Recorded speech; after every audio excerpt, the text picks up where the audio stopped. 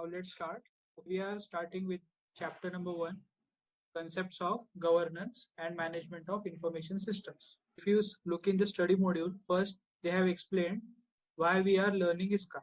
Okay, why this was introduced in our CA syllabus. So the first question is why ISCA?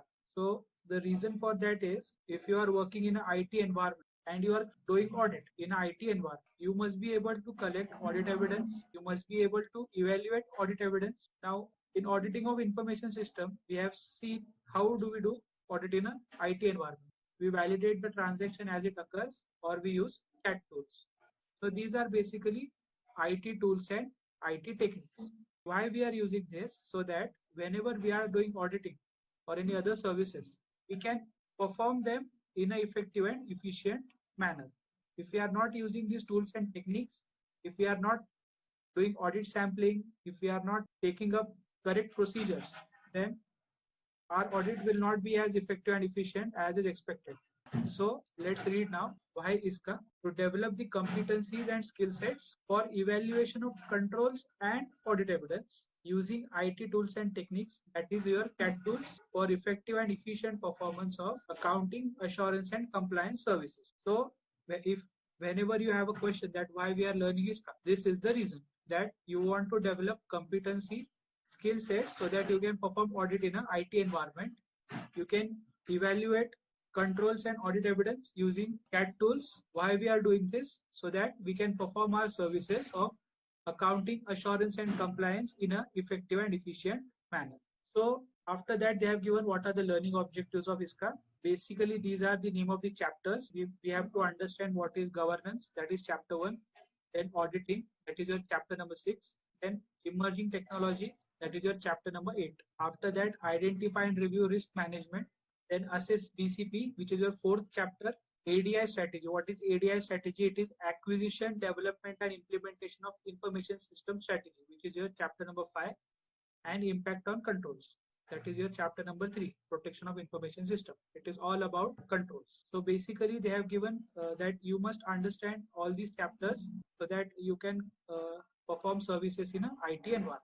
These are your learning objectives. After this, now here we have 3 concepts in the chapter governance and management of information systems. Governance, enterprise governance and corporate governance. Why we are learning this side by side? Because it may create a confusion if a question is asked to compare these 3 concepts. In your study material, they have given a big definition of governance, enterprise governance and corporate governance. I have tried to separate it in 4 points. Now let's see first what is governance. Governance is a mechanism enabling multiple stakeholders. Here we are not talking about a specific person, so we are talking about everyone in an organization. So governance will cover everyone in the organization. What it will enable the multiple stakeholders in?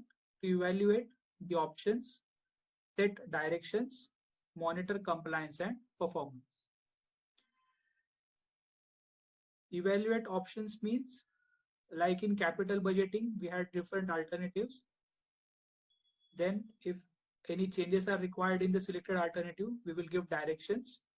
And as per our directions, we will see whether they are being complied or not, and whether the option is able to perform in a certain way or not. This can happen only if there is governance to achieve enterprise objective. Now let's take an example. Why do we need law and order in a country?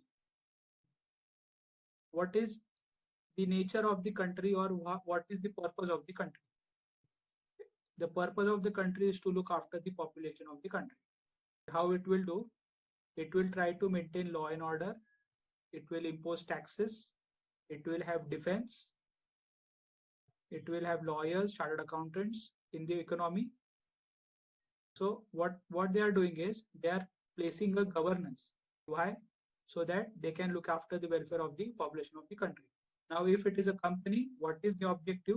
The objective is to enable multiple stakeholders to do the following activities. Why we are doing this? To achieve the enterprise objectives. What is the enterprise objective? The shareholders must earn a expected rate of return. That is what is the enterprise objectives.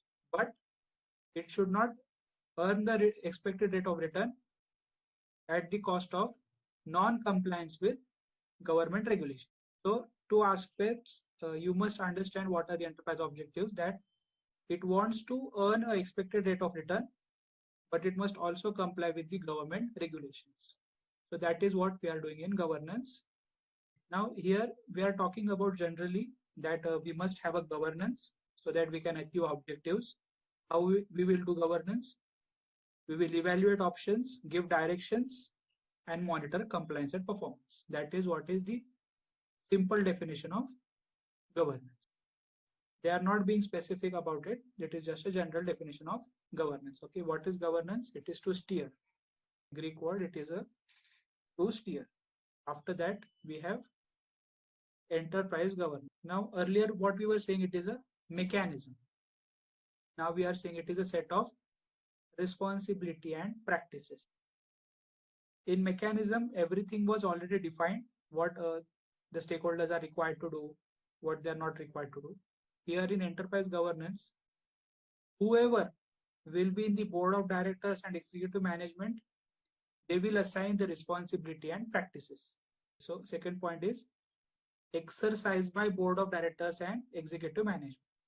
Why? To provide strategic direction, ascertain risk management, and verify whether resources are used responsibly. Here they are becoming a very somewhat specific. So now board of directors and executive management, what they will do is they will assign roles and responsibilities to the people in the organization. After that, what they will do is they will do risk management. What is risk management? They will see whether all the risks to which the organization is exposed, whether the organization has controls or not, whether the controls are adequate or not. What does adequacy mean? It means that it is reducing the risk or eliminating the risk. And whatever risk is remaining after the controls, it is within the risk appetite of the organization. What is risk appetite? It is a tolerable level. It is the pain threshold or error threshold.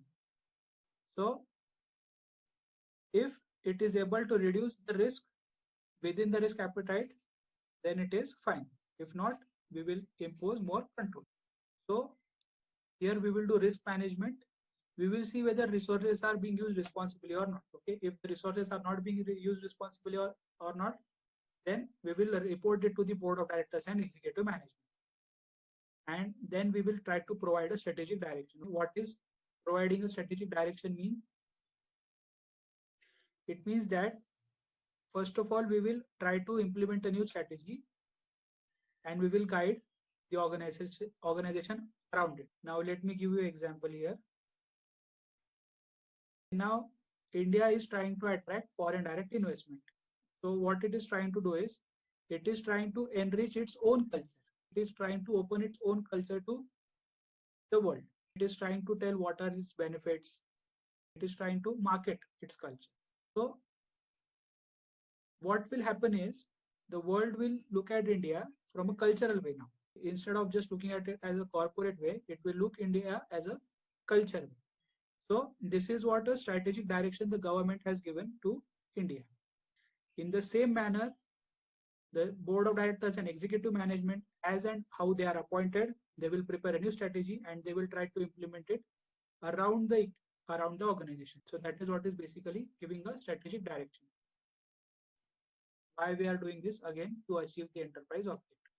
So you must have seen in the earlier definition of governance and in enterprise governance.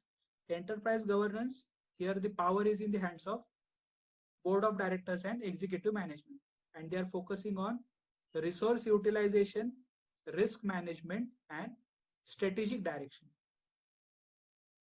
How they are doing this? By assigning authority and responsibility. Okay. So you must be able to tell the difference between governance and enterprise governance. Now let's see what is corporate governance. Okay. Now, what is my Sir, sir, I have a doubt. Uh, what is the difference between the governance and enterprise governance? The governance is in particular. I mean, how do both seems to be similar? How did you distinguish, sir? see now? I have not means there is no practical example for this, but I have done is I have divided the definitions. Now what it looks like is when we are talking about doing governance in a company, what we are trying to do is we are talking about everyone. Everyone has the power to do everything. If anybody feels that this is not the way it should happen, they will try to include the entire organization in it and then try to take a decision. But in enterprise governance, the power is in the hands of board of directors and executive management. All stakeholders are not trying to exercise enterprise governance. In governance, all stakeholders will be involved in decision making. And also in governance, there are no main points. It is just a general definition of capital budgeting that we will evaluate options, we will give directions, we will monitor whether compliance is done or not, and we will monitor the performance. But in enterprise governance, three main points they have given is we will do risk management, we will see whether resources are used in a particular manner or not, and we will provide strategic direction. In the governance, we were not talking about a direction, we were not talking about strategic direction, we were talking about directions as to what corrective actions must be taken.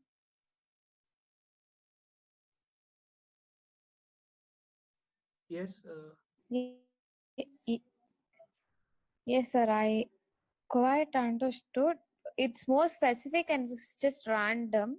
And Yes. another differentiation is it's like communist thing, and one is the democratic system, something like that. Okay. Now, Communist system and a democratic.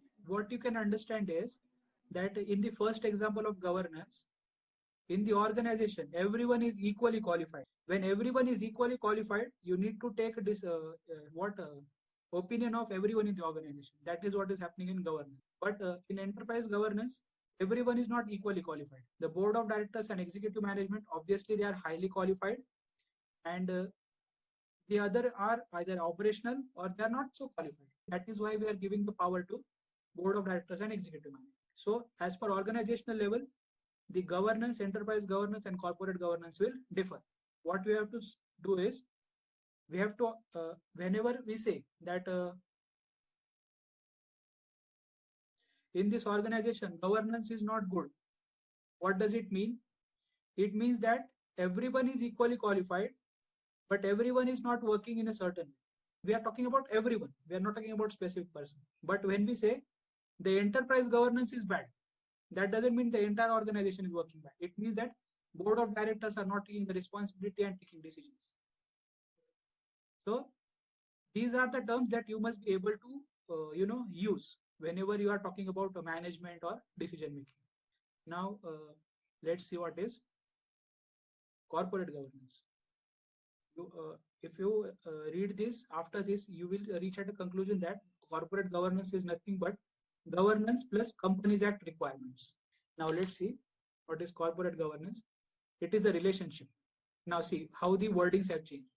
Earlier we were talking about mechanism, then assignment of responsibility and practices. Now we are talking about relationship between board of directors, management, shareholders, and stakeholders. So here there is a relationship now. Everyone is talking to each other. Everyone is pointing fingers at each other. Everyone is connected. We didn't have this kind of feeling in governance or enterprise governance. Sure, in governance this feeling was there, but there all stakeholders were treated equally. In corporate governance, everyone is connected, but not everyone is equal here now. Now, what happens in corporate governance? This relationship ensures that there is sustainable economic development, sound internal control practices, segregation of incompatible functions, elimination of conflict of interest, and establishment of audit committee. If you look at these 5 points are nothing but the points from the chapter in corporate and allied laws from Companies Act, board meeting and its powers. These are the 5 points they have mentioned here. Why we are doing this? To achieve enterprise objectives without compromising the shareholders' interest. Earlier in enterprise governance or governance, shareholders' interest was not the main point. Okay, but corporate governance, shareholders' interest is also a main point. Now, sustainable economic development. What does this mean? Sustainable economic development. We are supposed to use resources in such a way that it doesn't violate the laws, but also it doesn't affect the profitability. Okay, that is what is sustainable economic development. Here now we are talking about the economy. As the company grows, the economy will also grow. So company must grow in certain way that the economy also grows. Now, without Companies Act, we cannot make sure that the economy also grows along with the company.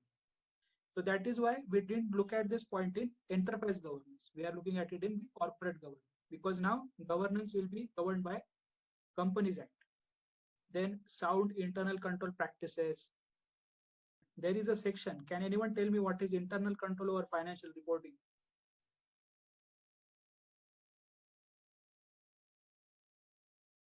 So internal control over financial reporting, there is a section in the Companies Act.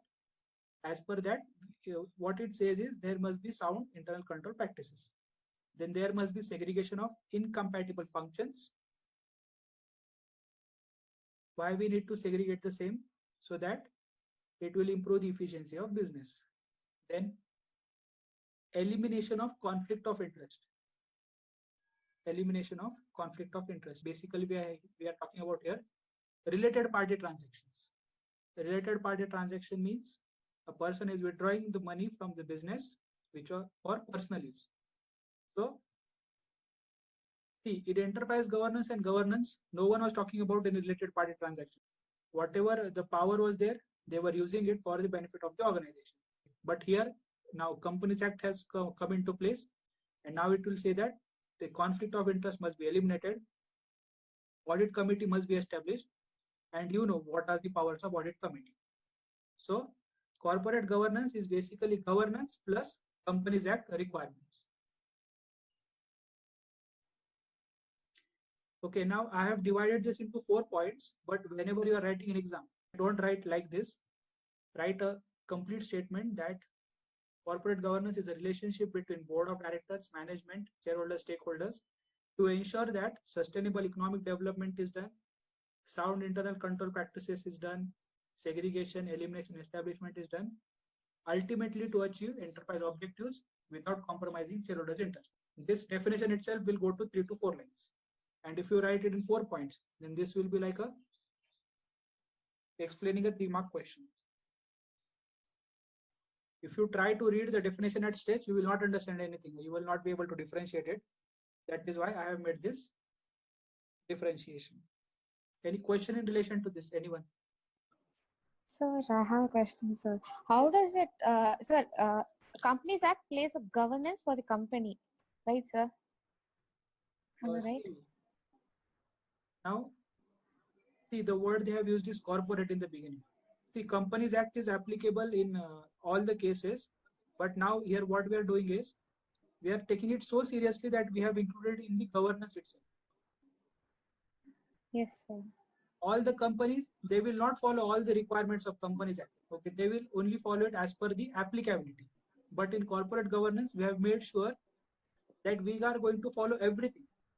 Everything means everything. Even if the audit committee requirement is not there, still we are going to establish audit committee. So when that happens, when the company takes the decision that we are going to follow all the Companies Act requirements 100%, then what we will say is that company is corporate governance compliant. No, We will sir. not No, say, sir, I didn't understand. No, I didn't understand, sir. How are you saying, sir? How are you linking it? see these 5 points. When the company is pursuing these 5 points, what we will say is it is corporate governance compliant company. These 5 points, you will not find them in enterprise governance or governance. And these points have come from the Companies Act itself.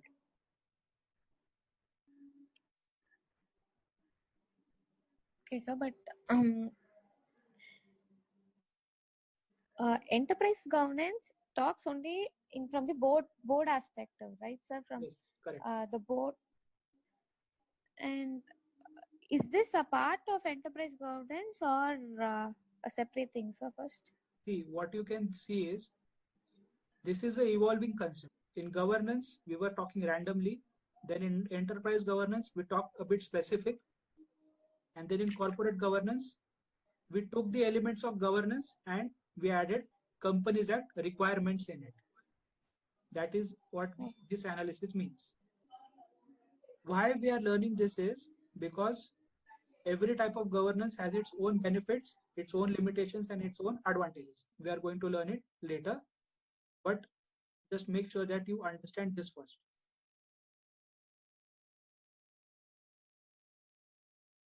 sir, could you repeat? I'm so sorry, sir, for taking a time, but could you just repeat again the corporate governance part only, sir? Corporate governance part. Yes, sir. See, we know that who are the owners of the company? Shareholders. Who are supposed to look after the company? The management of the company. So there is a relationship of owner and management. We have board of directors, the management, shareholders, and stakeholders. Everyone is reporting to everyone. It is not like that only decisions taken by the board of directors will be final and all. So here there is a relationship. How this relationship is maintained? It is maintained because of Companies Act. If the Companies Act is not there, then it will look like enterprise governance. Now, what does Companies Act say in addition to this? It says that any conflict of interest, it must be eliminated. We don't want related party transactions. And even if there are there, we need to disclose them completely. Then we must establish audit committee, which will see that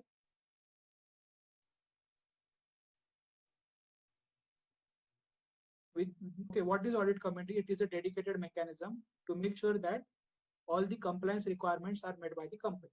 So we will also establish an audit committee. Then we will segregate incompatible functions. That is just a random point they have given. Then sound internal control practices. There is a section in Companies Act that says you must have effective internal controls over financial reporting. And then again, sustainable economic development, we are talking about from the economy angle. So now these 5 points, they are the product of Companies Act. They are the crux of the Companies Act. So that is what is included in corporate governance. We are going to do governance by complying with the Companies Act requirements. Just don't write Companies Act requirements. You are supposed to state these 5 points: sustainable economic development, internal control practices, conflict of interest, and audit committee.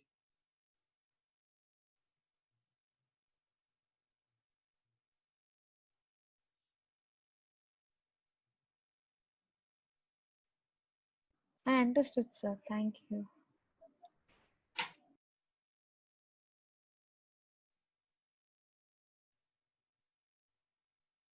If you look at these 3 definitions now, you can understand which countries these are.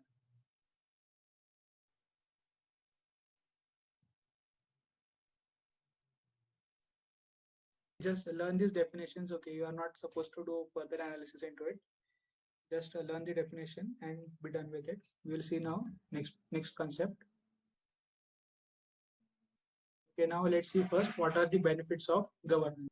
See, here first we are looking at what are the benefits of governance, and then here we are looking at corporate governance best practices. They are not benefits.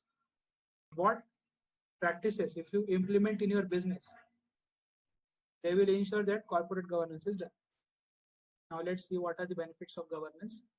It will help us to achieve objectives. It will help us to achieve objectives. Then it will help us overcome limitations. Okay, now which limitations we're talking about? We're talking about limitations of organization structure. Now this is a very valid point. Why? Because in enterprise governance, what was the organization structure? Whatever the board of directors and executive management they were saying, that was how strategies were implemented. There was no relationship like corporate governance, and there was no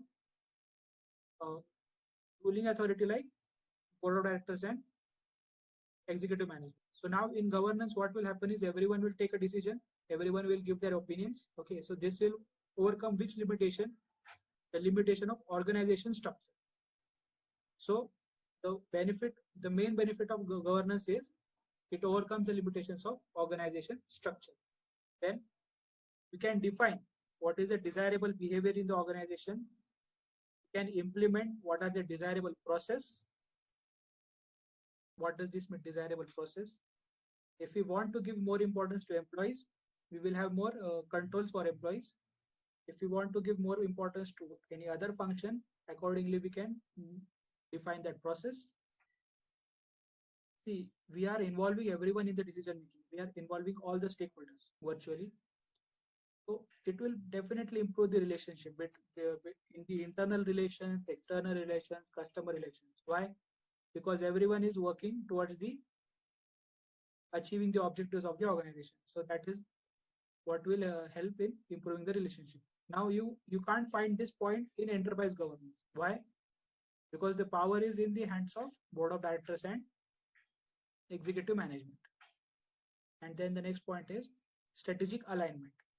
What is this strategic alignment? If you are aligning governance with IT, it will be more easy in case of governance than in enterprise governance and corporate governance. It will be more easy to align with IT with governance.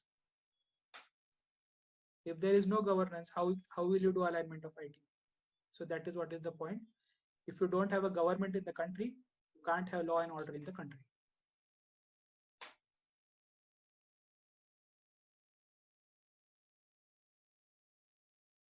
So the memory technique for this is OODDRS. OODDRS. RS is rupees, nothing else.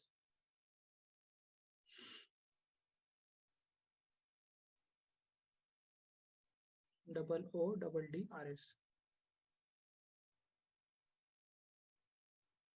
Now let's see, if you want to achieve corporate governance, okay, what practices you must have in your business.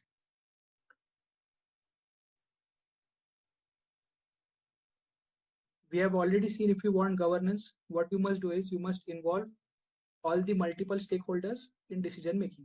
If you do that, then you have achieved governance. But if you want to achieve corporate governance, what you must do? So these are the best practices that you must do. The first point is you must establish a interaction mechanism. Now, what kind of interaction we are talking about? Here, there must be interaction between board of directors, the executive management, and the auditor. Okay, auditor is the main point everywhere. So if there is no mechanism of interaction, someone is making his appointment, is forwarding his reports, the correction is being made, there is no interaction. That means Companies Act requirements are not being met. That means there is no corporate governance. So there must be an interaction mechanism between board of directors, executive management, and auditor. Then we must have a strong internal control and risk management. Okay, we must implement strong internal controls and risk management. We know why we need internal controls, and we know why we are doing risk management. Why we are doing risk management? So that whatever is the risk exposure of the organization, we can reduce it within the risk appetite of the organization. What is the risk appetite? It is the level of tolerable error. So you must have strong internal controls and risk management. How we will say it is strong? When it is adequate. Okay, auditor has evaluated whether it is adequate or not, and he feels that all the risks and threats are considered when the controls are implemented, and then he will tell whether it is strong or not. Then we will also give financial incentive. Now obviously who will get financial incentive? Who will behave as per the organization's policies. What we will do is we will give him financial incentives, we will give him compensation, bonus, and even promotion.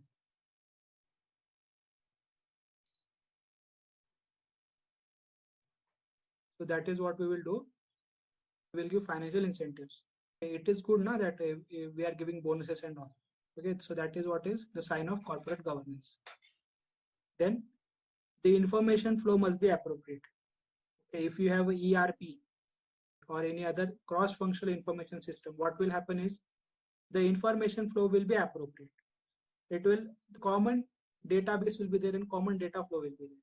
It will not be the case that a different information is being communicated. So if there is appropriate information flow, that means you have achieved corporate governance. How you can do that? Appropriate information flow: install a ERP or a cross-functional information system, have a common database, have a common data flow. After that, assignment hierarchy. Okay, there must be a clear assignment that this is the authority, these are your responsibilities. There must be understanding of hierarchy so that you can understand to whom we have to report this incident or event. If there is clarity in that, in the responsibility and authority, that means corporate governance is there. That is why we are saying that there is a relationship, because here hierarchy is clearly assigned. If there is no hierarchy, there is no relationship. That is why we are saying that in corporate governance there is a relationship. There is a clear assignment of authority and responsibility. In governance, we don't have that, but in corporate governance we have that. And the last point is special monitoring of risk exposure. Special monitoring of risk exposure. That is what those 5 points were. We were eliminating the risk exposure. How? Eliminating conflict of interest, establishing audit committee, having strong internal control practices. Okay, what is going to happen if we do this? We are going to monitor risk exposure, and we will also be able to eliminate all these risks.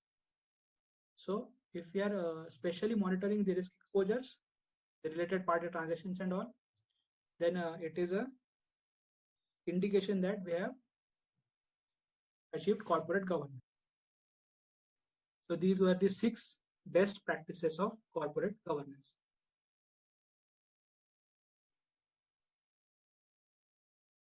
Point you can remember this by is FAAS. ISFAAS. ISFAAS.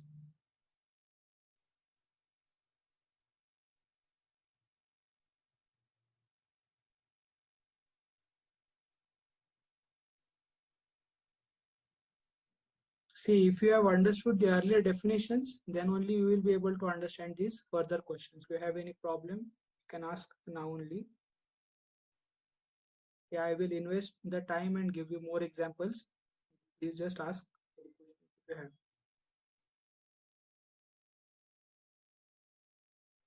Yes, everyone is there, no?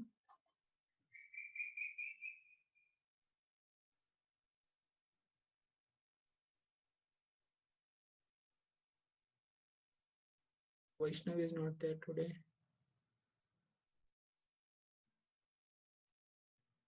No worries. Yes, should we continue?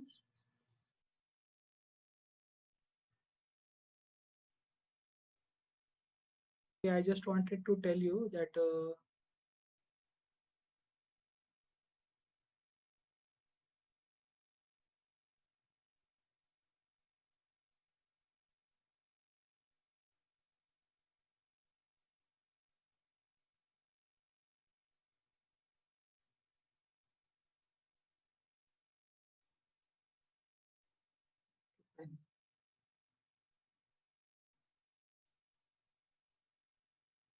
yes, should we continue? Yes, sir. See, a small note is given under this that internal control or financial reporting. It is a process designed to provide reasonable assurance that financial statements are prepared as per generally accepted accounting principles. Whatever financial statements we are preparing, they are as per generally accepted accounting principles. We are following accounting standards. That is what internal control or financial reporting is saying. So if your financial statements are prepared as per GAAP, internal controls will say that they were prepared as per GAAP. We will have a reasonable assurance. Now let's see what are the contents of internal control policy. I have recorded them in short. RA is reasonable assurance. T is transaction. Here we are seeing here. Internal control policies will include that we have to obtain a reasonable assurance that the transactions are recorded as per GAAP. What kind of transactions? Expenditure, payments, receipts, income, accruing transactions, prepaid transactions. Okay, we are all recording these transactions as per GAAP. Now, why we are saying it is as per GAAP? Because the section in Companies Act also says that internal control or financial reporting must be adhered to GAAP. So we need to obtain reasonable assurance that transactions are recorded as per. Then you can elaborate what kind of transactions: receipt, expenditure, income, sales, and all. Then the next point is you need to obtain a reasonable assurance that if any asset was sold, then it was prevented and detected. Now tell me what kind of asset sale is prevented and detected, whether it is authorized one or unauthorized one.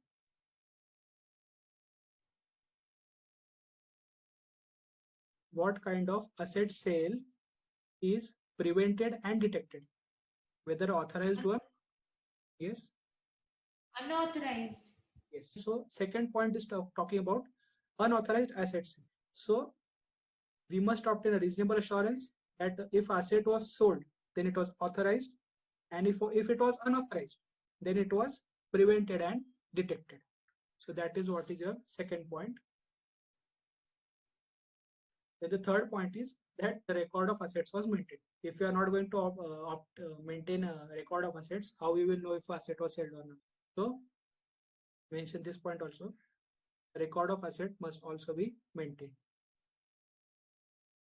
After that, we are talking about documentation as per internal control policies.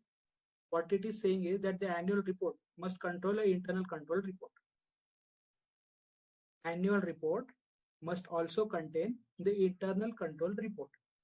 And in that internal control report, we need to mention these 3 points: reasonable assurance, and record. RA.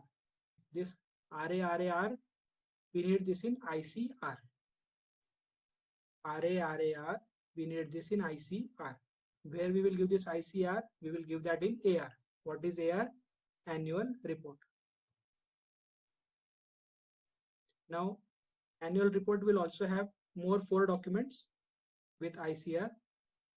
The 4 documents are: first one is statement of management responsibility. This S of MR is statement of management responsibility. What is the management responsibility? Yes, can anyone tell me? What is the management responsibility? Okay, this is an audit concept.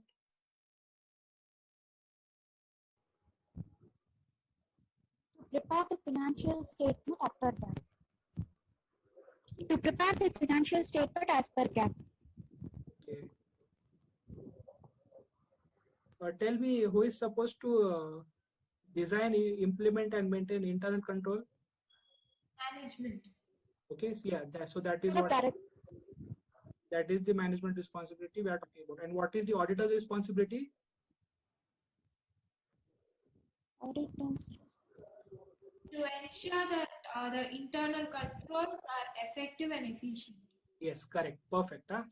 So, okay, these are the 2 main lines of audit. What is the management responsibility? Design, implement, maintain internal controls. What is auditor's responsibility? To evaluate whether internal controls are EEC. What is EEC? Effective, existent, and continuous.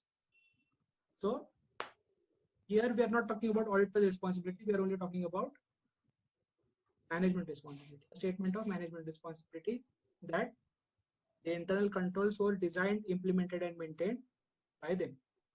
Then the next point is identify the framework.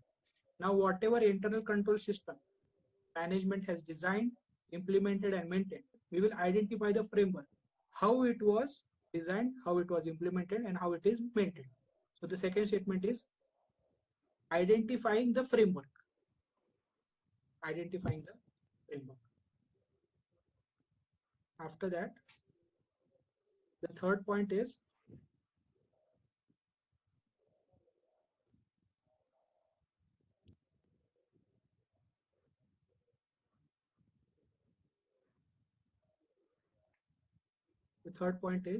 statement of attestation report. Now, auditor will audit the organization's documents and he will give a report that it is giving a true and fair view. So that is basically a statement along with attestation report. What is AR? AR is attestation report. It is basically audit report, but in study material they have given attestation report. That is why we are saying attestation report. Okay, obviously your annual report must have auditor's report.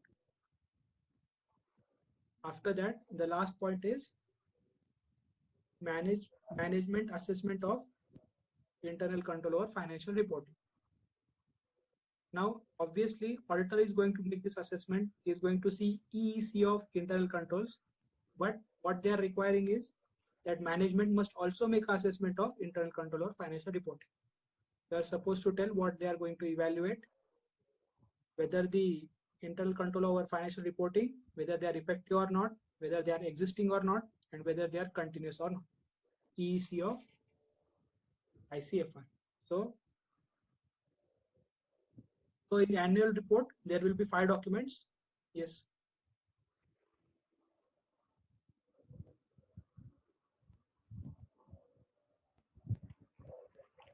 Yes, any question?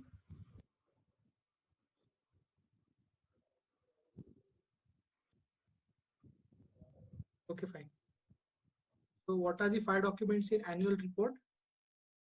ICR, SMR, IFW, SAR, and ICFR. Management responsibility, framework, attestation report, and management assessment. What will be included in ICR, internal control report? RAR.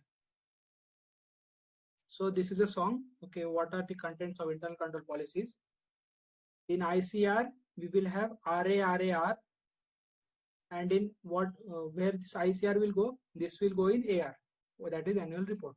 An annual report will have 5 documents: MR, AR, ICFR, and FW, and ICR.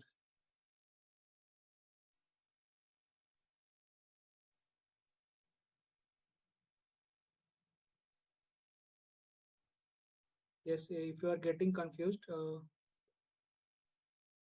ask me. I'll explain it again. Yes, shall we move forward?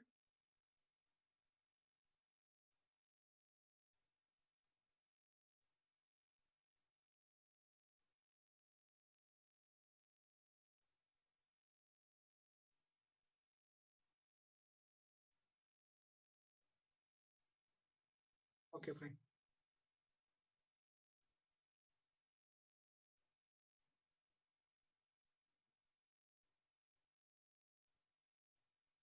So now 3 more new concepts we have here. That is IT governance, governance of enterprise IT, and enterprise risk management. Now let's see what is IT governance. First point is it is a system. Okay, it is a system. What we are doing in this system, we are evaluating, directing, and monitoring IT management. So this is basically like governance only, but here we are focusing more on IT. What we will ensure about IT is we will ensure accountability, effectiveness, and compliance of IT. We are going to understand IT strategy, and we will ensure compliance with the IT strategy in IT governance. So see, the last point is similar to governance, but focus is more on IT. So governance plus IT is IT governance. Governance plus Companies Act requirements is corporate governance. Governance plus excessive power in hands of board of directors and executive management is enterprise governance. And now let's see what is governance of enterprise IT. See here, in IT governance, what they have mentioned is EAC of IT. What is EAC? effectiveness, accountability, and compliance of IT. These are the main points in IT governance that you have to write. After that, we have governance of enterprise IT. Now let's look at an example here, governance of enterprise IT. Now the organization has 117 branches all over India. We have implemented IT in almost all the branches, but not in all the branches. Now, what we will do is we are trying to achieve governance of enterprise IT. So what we will do is in the remaining branches also we will try to implement IT. How we will do that now? How we will implement IT? We will see a second point is analyze and articulate the requirement of IT. Analyze and articulate the requirement of IT. Okay, what we will do is we will go to those branches. We will see what is the IT infrastructure required as compared to our other IT compliant branches. We will make a list of that requirement, and what we will do is we will install it. Why we are installing it? So that the entire organization will be governed by enterprise IT. So basically, this governance of enterprise IT is talking about installing IT in all the areas of the company. Installing IT in all the areas of the company. That is what is enterprise IT talking about. The main focus of IT governance was to achieve govern IT management. But in GIT, what we are trying to do, we are trying to install IT in all aspects of this. We were not doing that in IT governance. In IT governance, we were just evaluating how IT was managed. In governance of enterprise IT, we are trying to install IT in all areas of business. So now let's look at governance of enterprise IT. It is a framework. Okay, it is not a system, it is a framework. What it does is it analyzes and articulates requirement of IT. It puts in place and maintains an effective enabling structure with clarity of authority and responsibility. Okay. You will obviously have a clarity of authority and responsibility if all the areas are governed by IT. It is a subset of corporate governance. One of the best practices of corporate governance was there must be a clear assignment of authority and responsibility. Okay, there must be a hierarchy. That is what is again mentioned here. Clarity of authority and responsibility in GIT. If you want, we can see once again. See, here it was given assignment hierarchy. Now it is given clarity of authority and responsibility. Okay, so what they have done is they have just changed the wording, but the crux is the same. That is why we are saying GIT is a subset of corporate governance. Okay, it is not a subset of enterprise governance or governance. And it is also not a subset of IT governance. It is totally different than IT governance. So for GIT, remember the example of we had 117 branches. We are trying to install IT in all the branches.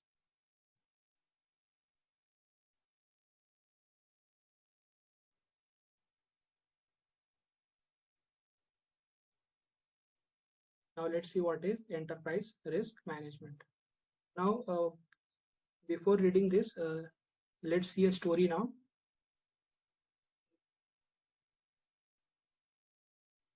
Okay, what we will do is we will make a list of activities. We will divide those activities as important activities and supporting activities.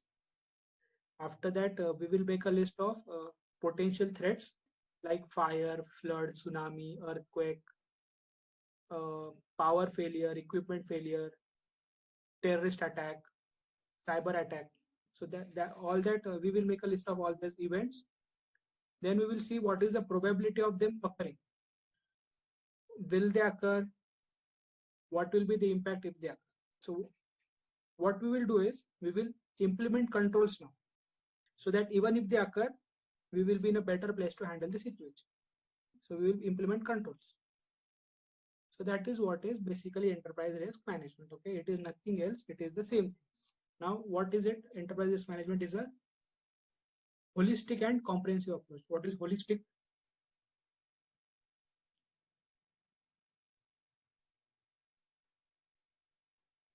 What is holistic?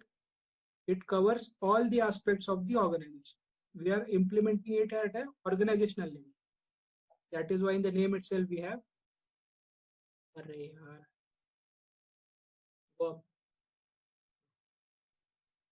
we have in the name itself enterprise. We are talking about at organizational level. So we are calling it a holistic approach. What we will do in enterprise risk management, we will identify potential events, what can occur. Then we will manage risk within the risk appetite. How we will do that? We will implement controls. We will understand what is our risk appetite, and we will try to bring that risk under the tolerable error, under the level of tolerable error. That is your pain threshold, and provide a reasonable assurance. What kind of reasonable assurance? We have seen that transactions will be recorded as per GAAP. Assets, if they are sold unauthorized way, then they will be prevented and detected, and the record of assets will be maintained.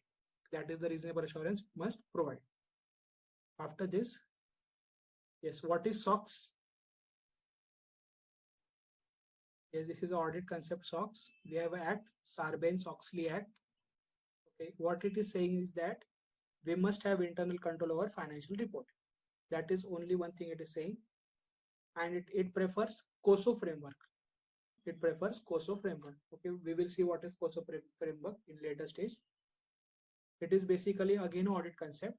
So in enterprise risk management, you need to mention SOX and COSO framework. Yes, if anyone can tell what is COSO framework, it will be very beneficial. If you don't know, we will continue.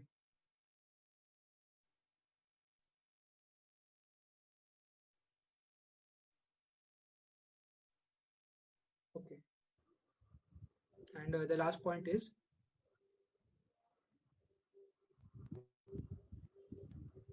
Sir?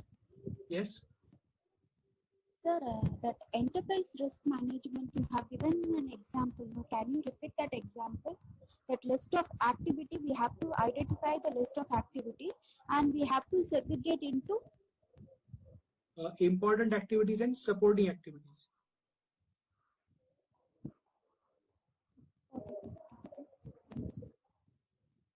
Okay, then we have to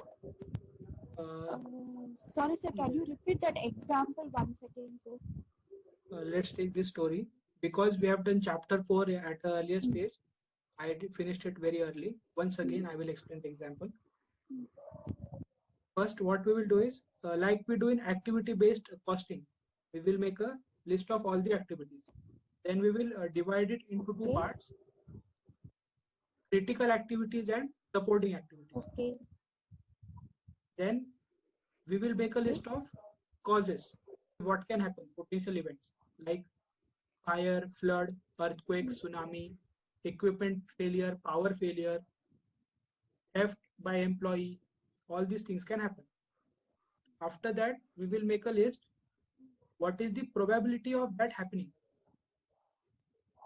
If we have very strict controls over security, we have a strict checking and all, then employee theft cannot happen. If we don't have them, it will happen. So what we will do is, we will implement controls. We will implement controls so that the risk is either reduced or eliminated. Risk is either reduced or eliminated. Now, even if the risk is reduced, it must be up to the tolerable level. It must not be more than the tolerable level. If it is more than tolerable level, what does that mean?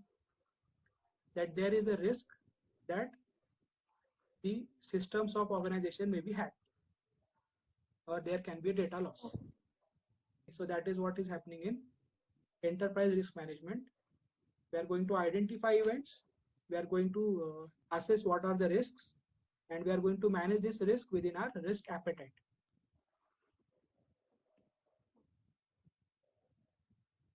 Okay, just here a funny example. Okay, sir. What is risk appetite? Okay, because of that word appetite, I'm giving this example. Mhm. Okay, everyone has some eating capacity. Okay, sir. Yeah, fine. Everyone has a eating capacity. If he overeats, what will happen? Okay, he will face some problems. But if he eats up to his capacity, then there will be no problem in digestion of the same. Okay, so that is what we are doing with risk appetite. If we have more risk than our capacity, the organization will be affected. Yes, should we continue? Should we move on? Yes, sir. Yes, sir. Yes, sir. Okay. Everyone is there now? Yes, sir.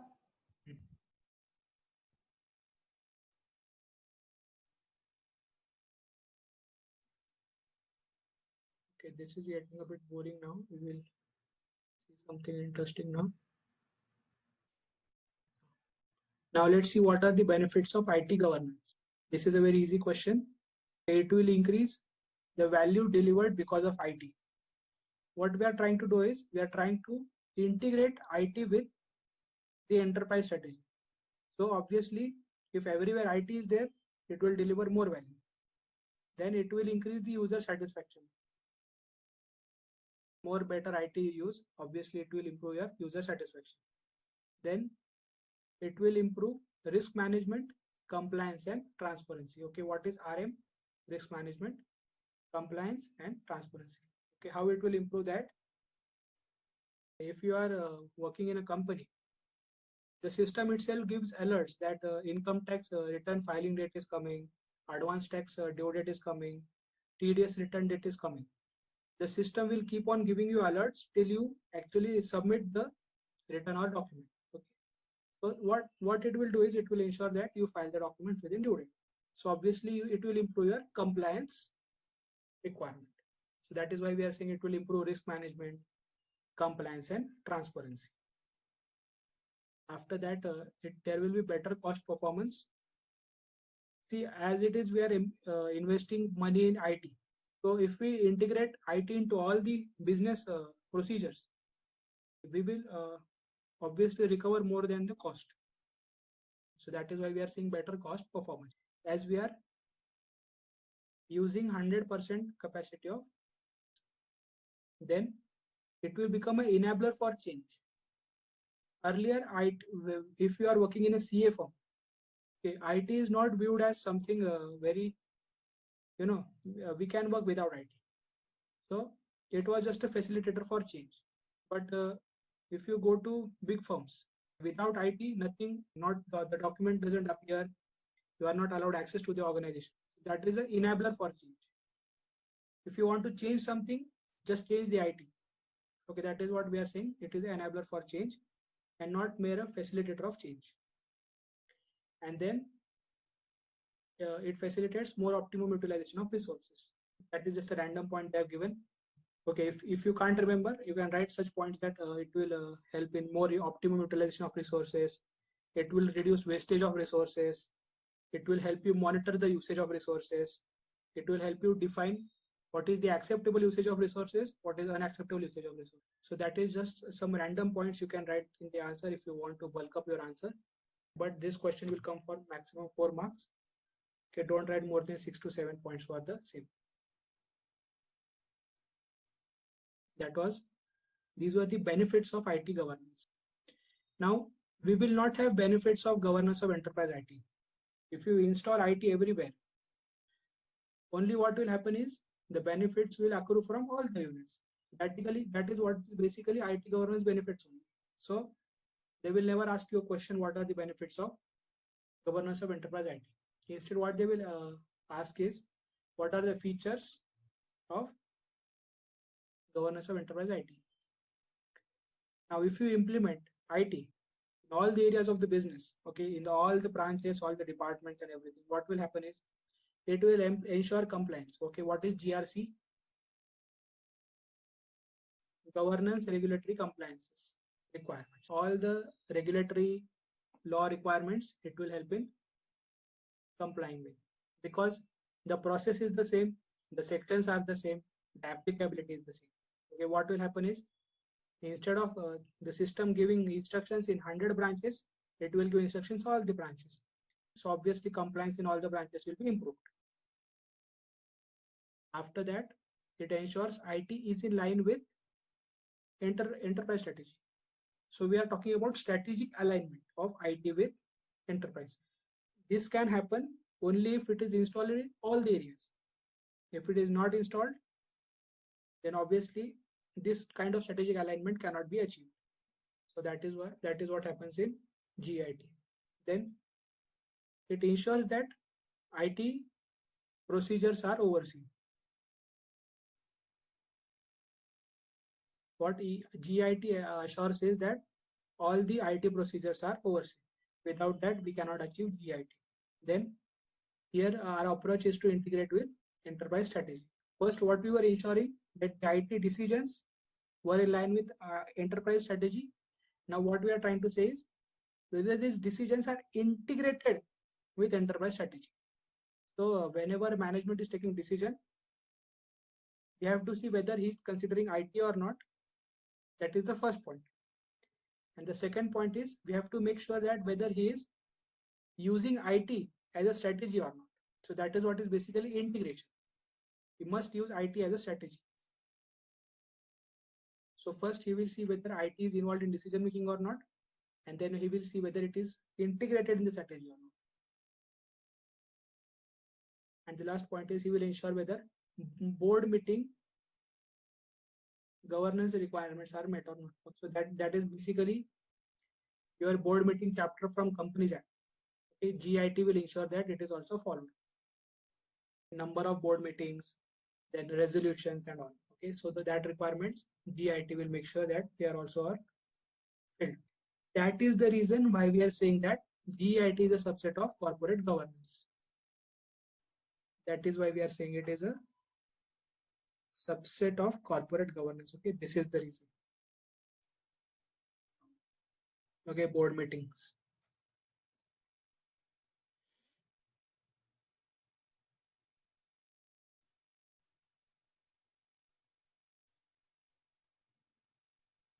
So these were the features of governance of enterprise IT. Remember that we will see whether manager is taking IT into consideration or not, whether he's integrating IT in the strategy or not, then whether then it must ensure that compliance requirements are met, then IT procedures are overseen, and the board meeting requirements are also met. Now let's see what are the how to determine the status of GIT. This KP is key practices.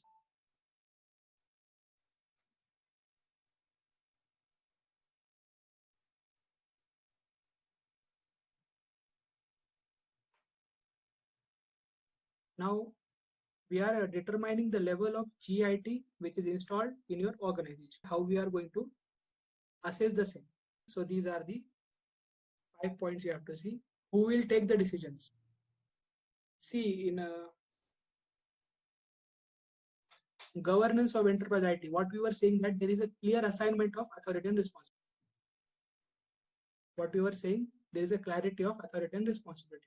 So obviously we will know if there is a clarity, who will take a decision, who will take decision, what information and mechanism will be required to take a decision. Okay, we will also see that if a decision is being taken, on what basis the information is taken, or what decision mechanisms are used for taking decision. Now, the third point is how decision is taken. Whether everyone is involved, whether only board of directors or executive management is taking decision, whether all the relationships are taken into consideration and decision is taken. Okay, that is what we are talking about, how decision is taken. Then how exceptions are handled. Now you must have seen that due to Corona, this pandemic, they are firing employees. because they don't have enough funds and all. So, but IT compliance is the important thing. So this is what these are exceptional circumstances. So we will also see how in exceptional cases how decision making is handled. That is what this point is, how exceptions are handled. And the fifth point is how results are monitored. Okay. How results are monitored. Which results we are talking about? Whether compliance requirements are met or not, then whether IT decisions are integrated with business or not, whether IT decisions are considered in the business or not. So if they are considered, that means that we have achieved the GIT. If not, what actions the organization must make, we will see in GIT. So we will look at these 5 questions and determine what status or what is the level of GIT that organization has achieved.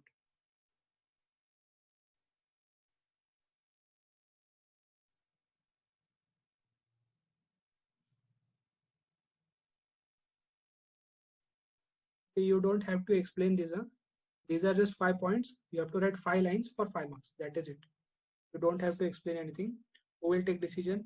What information mechanism will be required? How decision will be taken? How exceptions will be handled? And how results will be monitored. You write these 5 questions. You will get 5 marks. You did not explain them in detail. Just make sure you leave one line between every point in exam.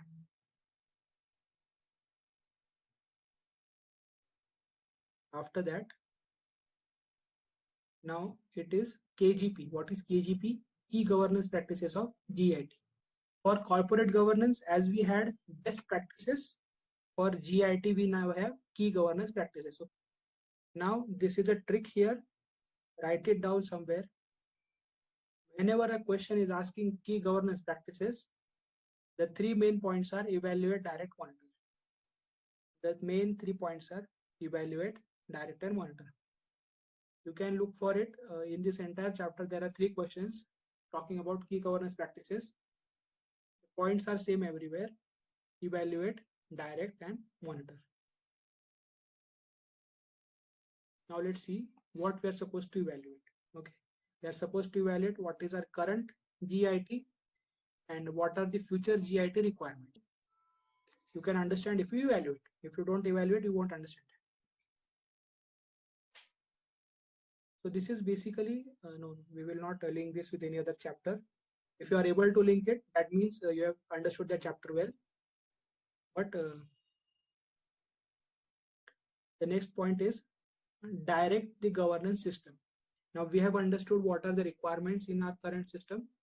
We need to change if we want to achieve a projected requirements. So what we will do is we will identify the leadership, who is in charge here. We will try to obtain his support. We will try to explain him that if we want to achieve something, we need to make these changes. If we don't make these changes, we won't be able to achieve that.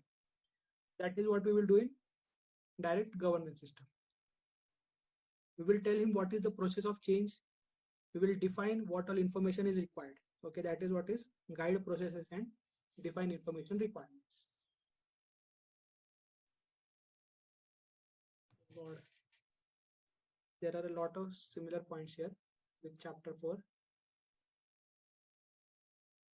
And then the last point is monitor the governance system. Here we are going to assess whether the GIT is operating as expected or not. We are going to monitor its performance and effectiveness. That is basically we are going to monitor GIT. First we will evaluate GIT, what is required or not. Then we will direct GIT that these are the requirements. We want to make these changes. Please give us your support. These are the information required. And then we will monitor after implementing that whether the GIT is operating effectively or not.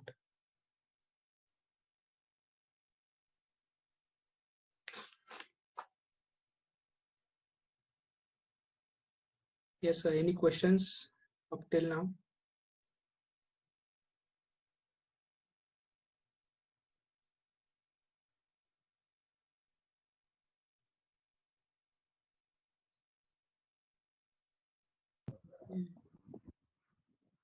No, sir.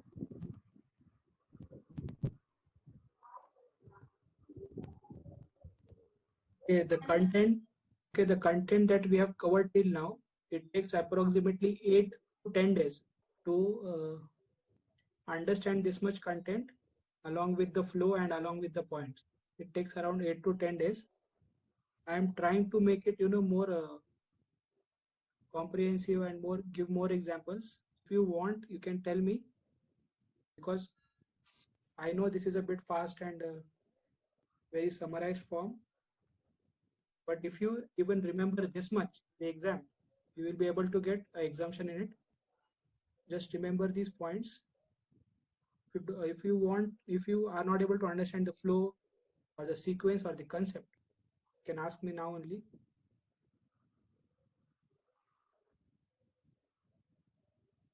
Next one is very easy and very interesting. So that is why. Okay, confirm everyone has understood till now everything. No issues. Everyone. Oh my God, someone has left.